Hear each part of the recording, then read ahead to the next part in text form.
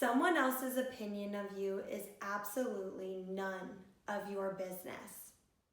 Actually, Lucy, my trouble is Christmas. I just don't understand it. Instead of feeling happy, I feel sort of let down. I know how you feel about all this Christmas business. Getting depressed. Hello, beautiful people. My name is Mandy. I first began this channel with the intent on making it a vlog channel, just to capture and share some little moments in my life with my friends and my family and my boyfriend. However, I wanted to make a more formal sit-down video with some thoughts on some transformations that have been occurring within me for the past about month and a half. As the year is coming to an end, we're all wrapped up in the hustle and the bustle of holiday shopping, crazy deadlines at work or school, finals, and all of the other pressures that come with the holiday season. I want to talk with you all about positivity and being more positive about life when times get really, really stressful. I came up with 5 tips on how you can stay more positive and happy in your life, especially when times get hard or rough. So here's a little backstory for you about why I wanted to make this video. So I'm a special education teacher and I teach 3rd through 5th grade. This is my 2nd year teaching, but the 1st year at this school. And as much as I love and absolutely adore my students, teaching can get so overwhelming, and any teacher could tell you that. Especially within your first few years, you're so overwhelmed, you don't know what you're doing, and things just kind of get a little crazy. Since August, I've been so incredibly hard on myself because there's been a lot of stressful situations pertaining to my classroom this school year. I've blamed myself for behavior that no one can control and think on a daily basis, I think, what could I have done differently to make this situation different? Or if I was organized more in this way, then maybe things wouldn't be as bad. By mid-October, I was just ready to give up, throw in the towel, and just be done with it. I seriously felt like the world's worst teacher, and I just didn't even know what to do anymore. This is when I began to talk to different people about my stress levels and why I felt like I couldn't do it anymore. Every single one of these people told me that I am my own worst critic, and that I need to look at situations more positively.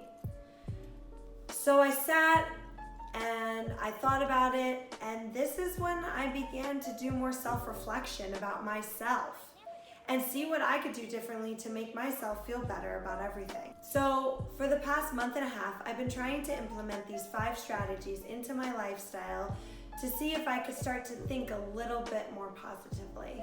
To my surprise, I now feel a lot better and a lot more confident to take on my job, and I feel more positive in every aspect of my life.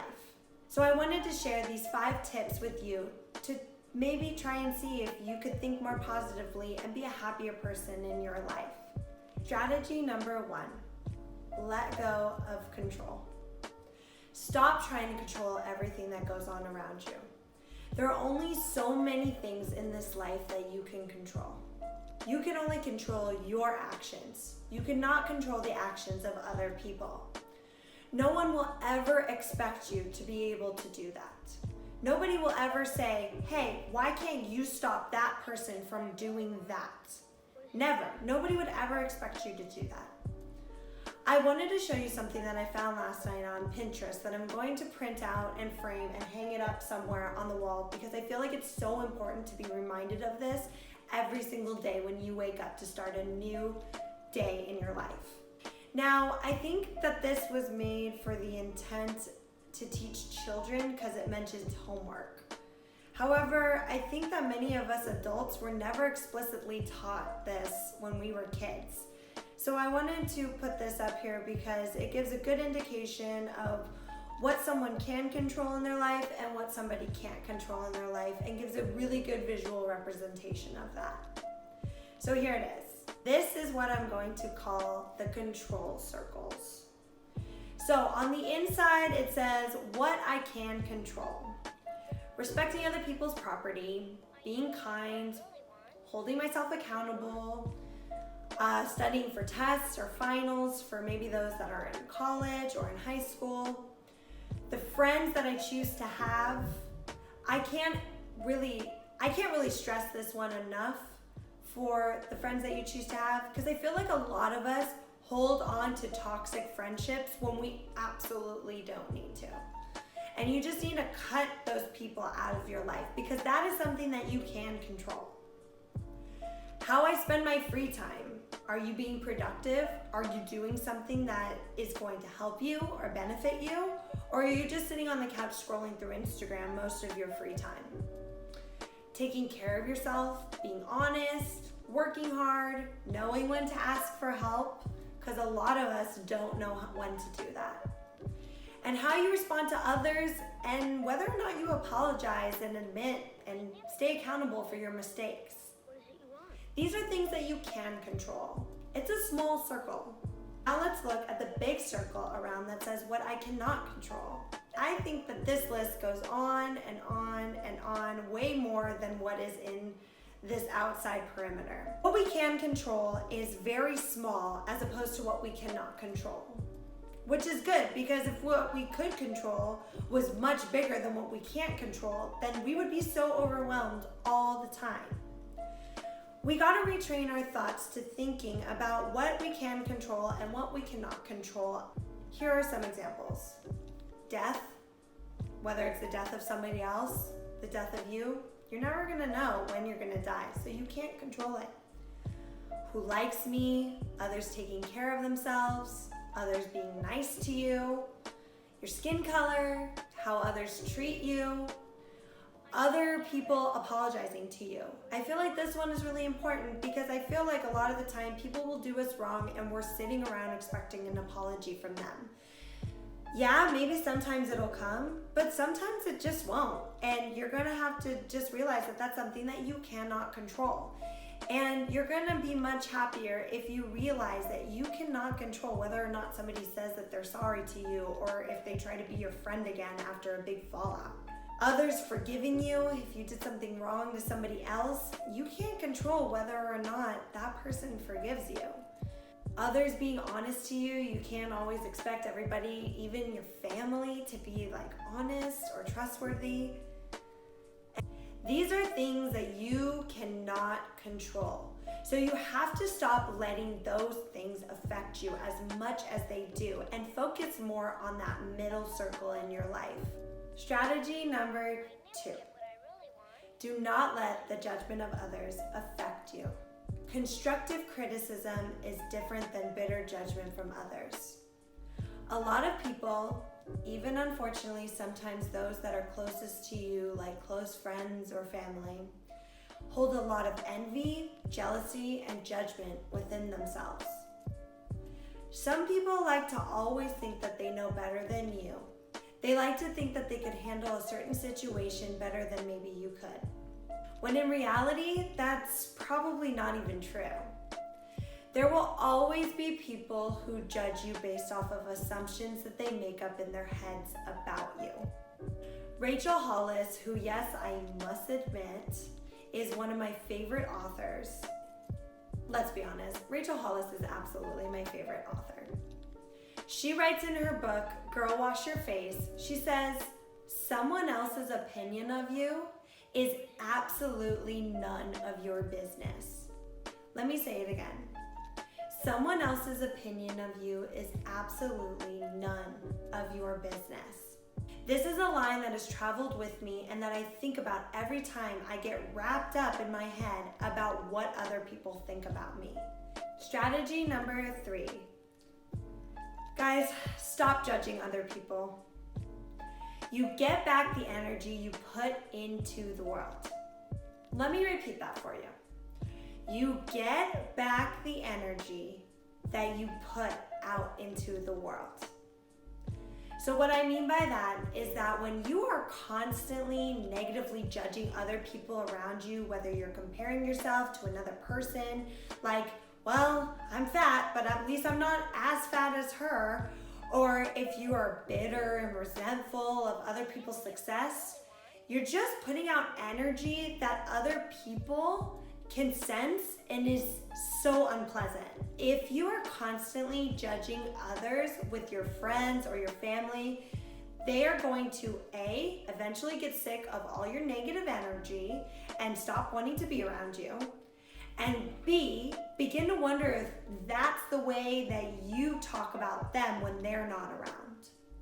And as much as, yes, you should not care what other people think about you, you should want those that are closest to you to be able to think that you are an honest and a trustworthy person that would never talk bad about them.